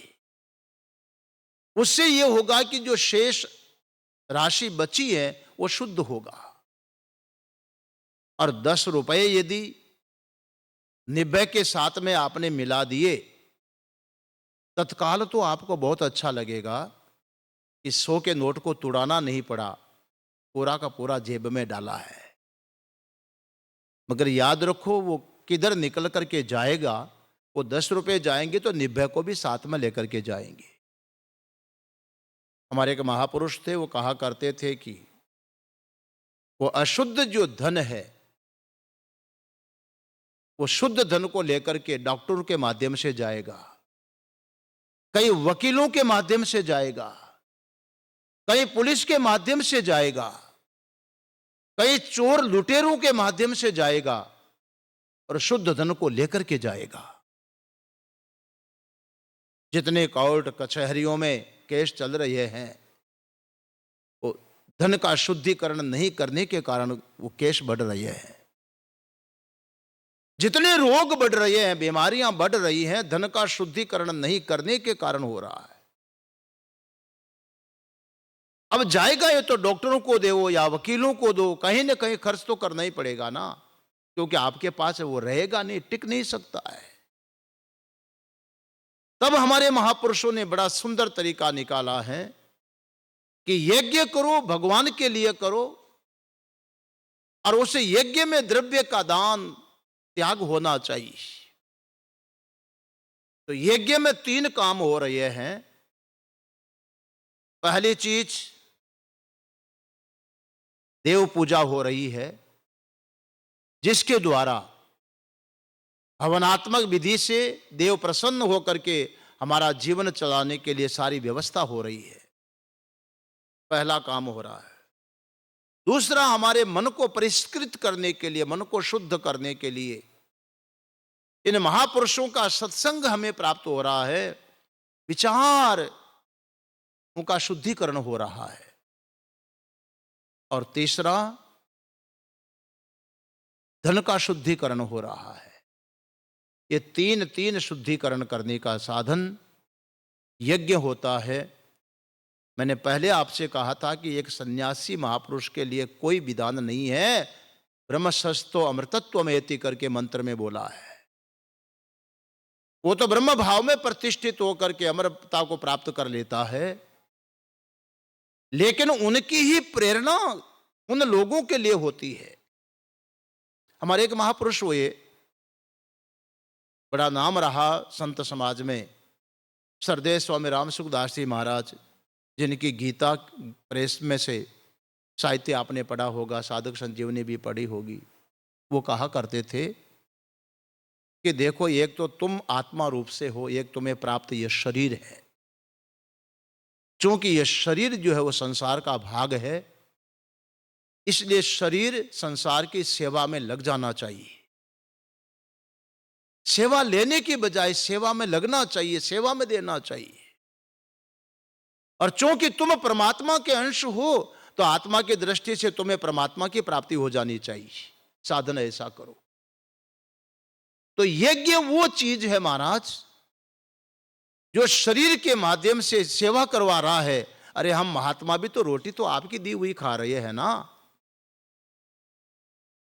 तो जो शरीर आप लोगों के माध्यम से चलता है, वो शरीर का सदुपयोग यदि सनातन धर्म के रक्षार्थ आप लोगों के काम में हो रहा हो, तो इससे बढ़िया संत के शरीर का कोई सदुपयोग नहीं माना जा सकता, जो काम में आ रहा है। आत्मा की दृष्टि से संत को कुछ करने की जरूरत है ही नहीं। वो तो स्वयं अपने लिए भी महाराज, आप लोगों में देखा होगा, आप करते ही होंगे, जो कोई दिवंगत हो जाते हैं, मर जाते हैं, पिंडदान करते हो कि नहीं? करते हैं? किसके लिए?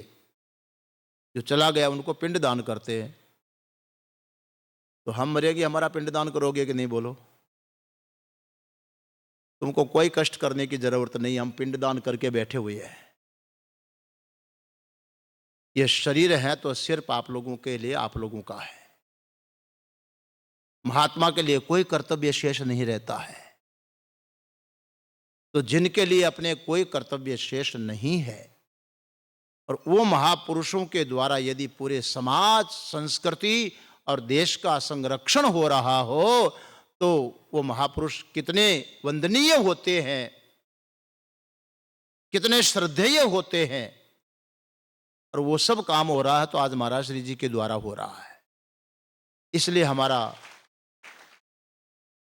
सिर अनायास आपके प्रति झुक जाता है कि सन्यासी के लिए कोई कर्तव्य नहीं होते हुए भी संस्कृति के संरक्षण के लिए, सनातन धर्म के संरक्षण के लिए, जो संपूर्ण धर्मों की रीढ़ की हड्डी है, उसको सुरक्षित रखने के लिए महापुरुषों के द्वारा इतना जो हो रहा है,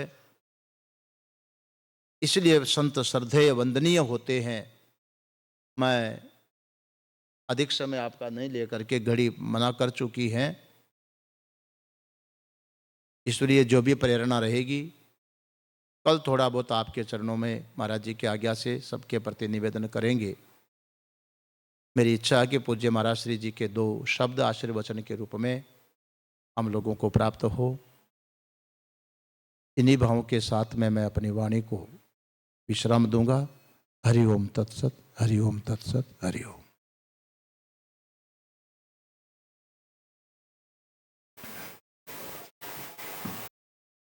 महादेव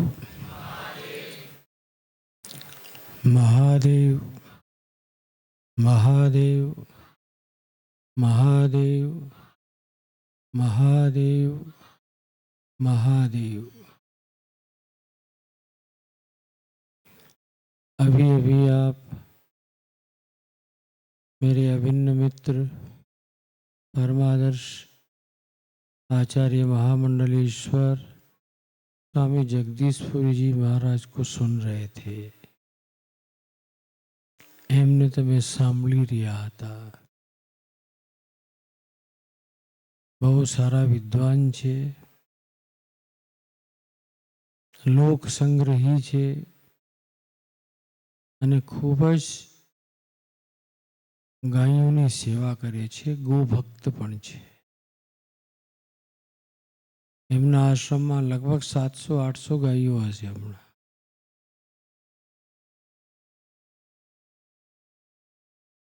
અને 1 વર્ષ પહેલા જ અમે બી બધા હતા, ત્યાં ગયા હતા।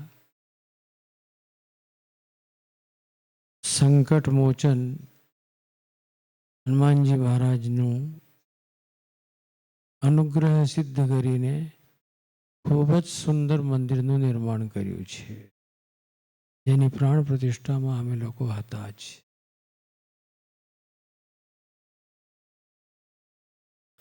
હમણાં સ્વામીજી મહારાજે કહ્યું ને, સન્યાસી માટે, બ્રહ્મવેત્તા માટે કર્તવ્ય રહેતા જ નથી, કોઈ કર્તવ્ય હોતો જ નથી। સ્વયં કૃષ્ણ ગીતામાં કહે છે, કર્તવ્યમ નાવશિષ્યતે, એમના માટે કોઈ કર્તવ્ય નથી રહેતો। છતાં પણ તમે જોશો તો સન્યાસીઓ વધારે કર્તવ્યનિષ્ઠ, કર્તવ્યપરાયણ અને સમાજ માટે કાંઈ ને કાંઈ કરવાની ઈચ્છા ધરાવતા જ હોય છે।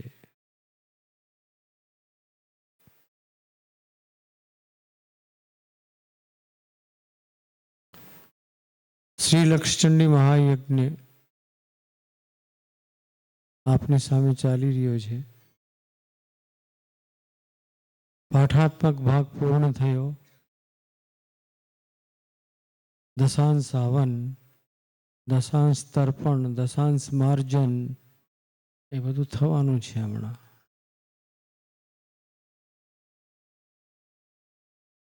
આ બધું શા માટે? તમને જ બધાને પૂછું છું, અગર જે આપણે આ કાર્યક્રમ ન રાખ્યું હોત તો તમે બધા અહીંયા બેસી શકતા, આવ્યા હોત? નહીં ને? આ કાર્યક્રમ ચાલુ છે, આ કાર્યક્રમ અહીંયા થઈ રહ્યો છે, એના લીધે તમે પણ અહીંયા આવીને આનંદ લઈ રહ્યા છો, સંતોને સાંભળી રહ્યા છો, સંતોના આશીર્વાદ લઈ રહ્યા છો. એનો મતલબ થઈ ગયો ને કે આ બધા કાર્યો લોક સંગ્રહ માટે છે જ.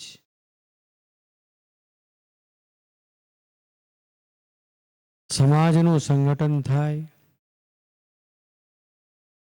સમાજ સારા કાર્યોમાં પ્રેરિત થાય, લોકોપયોગી કાર્યો ચાલતા જ રહે, એના જ માટે સંતો પ્રયત્નશીલ રહે છે. આ લોકોપયોગી યજ્ઞાદિક દૈવિક કાર્યો દ્વારા તમારા માનસને શુદ્ધ કરીને કરવા શું માંગીએ છીએ? તમારી આત્મ સ્વરૂપમાં વ્યવસ્થિતિ થઈ જાય. જ્યાં સુધી તમે તમારા સ્વરૂપને નહીં ઓળખી શકશો ત્યાં સુધી મુક્તિ થવાની નથી. બંધન કોઈને પ્રિય છે ખરો? એક નાના બાળક ઉપર તમે ગુસ્સો કરો છો અને એને કહી દો તને બાથરૂમમાં પૂરી દઈશ, એને ગમે કે? બાથરૂમમાં પૂરી દો, એને ગમશે નહીં ને? જોર જોરથી બોમ્બ બરાડા કરશે, મને બહાર કાઢો, મને બહાર કાઢો. બંધન કોઈને પ્રિય નથી, છતાં પણ તમે લોકો બહુ સારા માણસો છો જે બંધનને પોતે સ્વીકાર કરીને બેસેલા છો. આ મારી પત્ની છે, આ મારી દીકરી છે, આ મારો દીકરો છે, આ મારો ધણી છે, એ બધા શું છે? બંધન જ છે ને? બોલો નથી?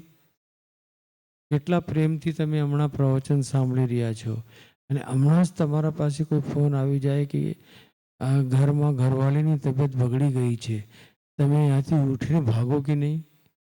બોલો ને જોરથી.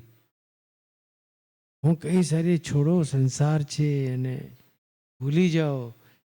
તમે મારો સત્સંગ સાંભળો, હું તમારા ભલા માટે બોલું છું.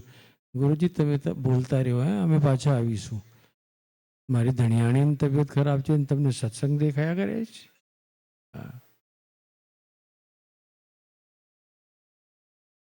કોની જીત થઈ? ગુરુજીની કે ધણિયાણીની?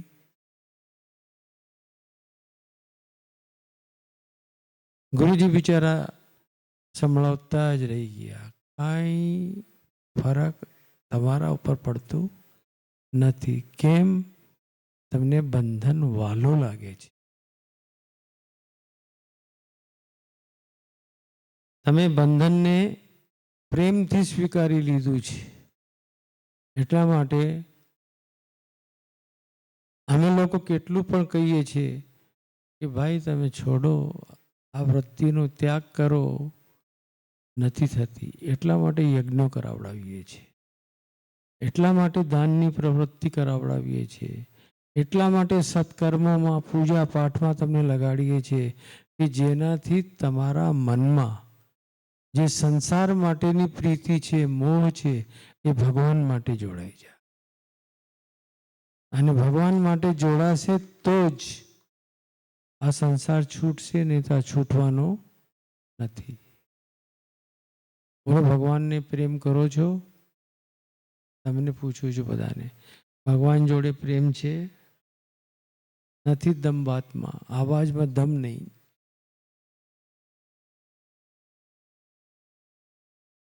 ગુરુજીને પ્રેમ કરો છો? જબરદસ્તી.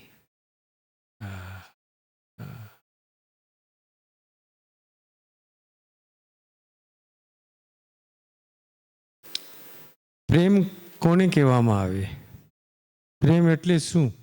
તમે શું સમજો છો પ્રેમની ભાષા, પરિભાષા?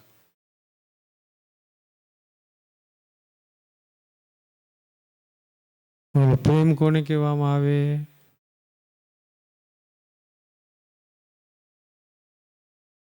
અમારા કબીરદાસજી મહારાજે બહુ સારું સમજાવી ગયા છે. પોથી પડ પડ જગ મુઆ, पंडित भया न कोई, ढाई आखर प्रेम का पढ़े सो पंडित होय. ये 2.5 अक्षर प्रेम का, लेकिन इस 2.5 अक्षर का महत्व कितना है? ये जो प्रेम शब्द है, इसकी परिभाषा देवर्षि नारद ने भक्ति सूत्र में की है. तत्सुख सुखित्वम प्रेम है. प्रेमास्पद के सुख में सुखी होने का नाम प्रेम है. જેને આપણે પ્રેમ કરીએ, વાલ કરીએ, એને કોઈ જાતનું દુઃખ આપના તરફથી થવું જોઈએ નહીં. આપણે પોતે દુઃખી બની શકીએ છીએ, પણ પ્રેમાસ્પદને દુઃખ આપી શકતા નથી. એવી જે ભાવના છે હૃદયમાં હંમેશ માટે બની રહે, એનું નામ પ્રેમ છે. પ્રેમમાં એટલી સામર્થ્ય છે, सत्यपि ध्वंस कारणे ध्वंसराहित्यम प्रेम है.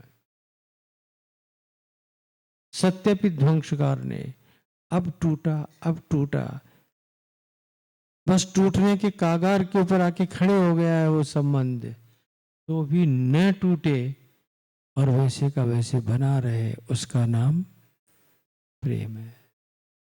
ध्वंसराहित्यम, टूटने की कोई संभावना वहां पर हो ही नहीं. जैसे कि अभी स्वामी जी महाराज कह रहे थे आप लोगों से, गुरुदेव की, श्रुति की, माता पिता की जो वाणी है, उसको श्रवण करने के बाद में विचार करने की आवश्यकता नहीं है. गुरु नाम आज्ञा अविचारणीय, गुरुजनों की आज्ञा अविचारणीय होती है. आपको मैंने कह दिया यज्ञ कर्तव्य है, यज्ञ करવું જોઈએ તો કરવું જ જોઈએ. અને હું અનુભવી રહ્યો છું. અહીંયાના મારા આદિવાસી ભક્તોને મેં પ્રેરણા કરી, તમારે બેસવું જોઈએ, તમારા માટે જ હું અહીંયા આ યજ્ઞ કરી રહ્યો છું. તો 40% થી 60% આદિવાસી ભક્તો બેસેલા છે.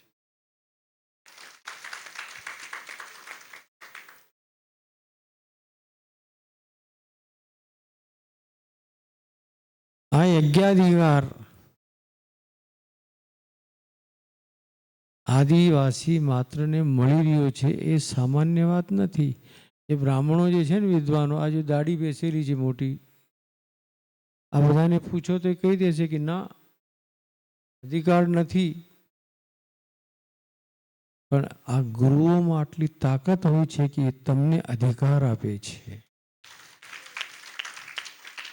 महात्माओं में आटली शक्ति हो. आप किसी पंडित को बोलेंगे क्या मेरे को यज्ञ का अधिकार मिलेगा, तो वो सीधा ना बोल देगा, नहीं तुमको कोई अधिकार नहीं है. और मेरे पास आएंगे और मुझसे आप कहेंगे कि हमको यज्ञ करना है, गुरुजी करवाएंगे, मैं कहूँगा बैठो. क्यों? महात्मा अपने तपपूत अंतःकरण से परमात्मा से जुड़ करके, तादात्म्य स्थापित करके इतनी शक्ति संपन्नता हासिल कर लेता है अपने आप में कि वो तुमको भी अधिकार देता है. तुम अभी नारायणम एव, तुम भी नारायण हो, और नारायण नारायण का यज्ञ कर सकता है. तुम्हें भी अधिकार मेरे गुरुदेव ने भी दिया और मैं भी दे रहा हूं.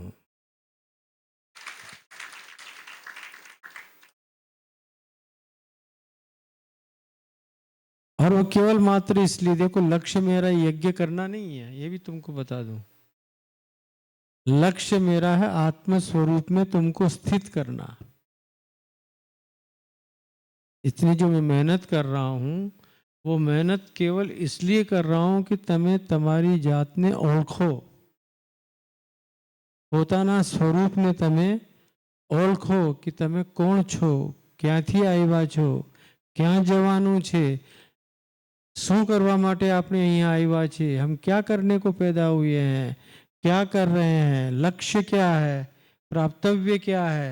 ये स्थिति को समझाने के लिए यज्ञ कर रहा हूं कि जिससे आपका अंतःकरण पवित्र हो और इन संतों के महापुरुषों के जो वचन हैं वो आपके हृदय में उतरे और आप अपना आत्मकल्याण कर सकें। आत्मकल्याण कर पुनरपि जननम पुनरपि मरणम, इस चक्कर से बार बार जन्म लेना और बार बार मृत्यु को प्राप्त होना, इस समस्या से आप मुक्त हो जाएं, इस समस्या से आप बच जाएं, इसके लिए इन सत्कर्मों की आवश्यकता होती है।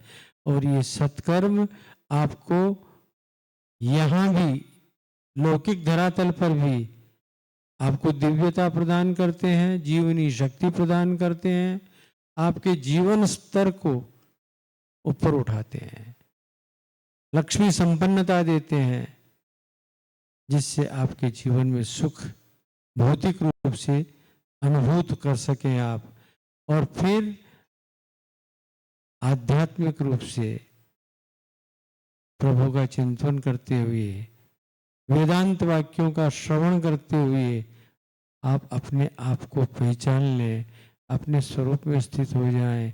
यही तो महात्मा लोग आप लोगों को उपदेश कर रहे हैं। और देखो, रोज कोई न कोई महापुरुष आपके पास में भगवती खींच के ले ही आती है। ये महाराज नहीं आने वाले थे, कल निकल रहे थे वहां से, कोई व्यवधान आ गया, नहीं आ पाए, नहीं तो कल की सभा में भी आपको रहना ही था यहाँ पे 22 तारीख को। मुझे बहुत खुशी हुई, एक अच्छे विद्वान महापुरुष का आपको दर्शन हुआ, सत्संग हुआ। कल और स्वामी जी महाराज आपको उपदेश करेंगे, श्रवण करवाएंगे, आनंद लीजिएगा। फिर परसों कौन कोई महापुरुष प्रकट हो ही जाएंगे और आप लोगों को उपदेश करेंगे। और आ गया दिन, आज 8 दिन हो गए, 15 से गिनो तो आज 9वां दिन है, और 16 से गिनो तो 8वां दिन है। अब 3 दिन बाकी हैं। जितना लाभ ले सकते हो लेना इन महात्माओं का। यहाँ कूटस्थ ब्रह्म के रूप में स्वामी शंकरानंद जी महाराज बैठे हैं, बाकी सभी महात्मा तो चंचलानंद होकर के, चलायमान होके आते हैं। कोई एक दिन के लिए, कोई एक सत्र के लिए हो। कल स्वामी चिदम्बरानंद जी महाराज आंधी की तरह आए और तूफान की तरह निकल गए, लेकिन बहुत अच्छा बोल के गए, मुझे बहुत अच्छा लगा। सत्संग तो आधे क्षण का भी पर्याप्त होता है। उस महापुरुष ने कल बहुत अच्छा मार्गदर्शन किया था आप लोगों को। ऐसे ही फिर और कोई सत्संग आपको सुनने को मिलेगा। आज तो इतना ही समय हो गया है, क्योंकि उसका अतिक्रमण करने से आगे के सारे प्रोग्राम प्रभावित हो जाते हैं, भोजन से लेकर के यज्ञशाला तक के। इसलिए विराम लेते हुए आज की सत्संग सभा का पूर्णाहुति का कार्यक्रम करते हैं। ओम पूर्णमद पूर्णमिदं पूर्णात् पूर्णमुदच्यते पूर्णस्य पूर्णमादाय एवावशिष्यते। ओम शांति शांति शांति। शंकरं शंकराचार्यं केशवं बादरायणं सूत्रभाष्य कृतौ वन्दे भगवन्तौ पुनः पुनः।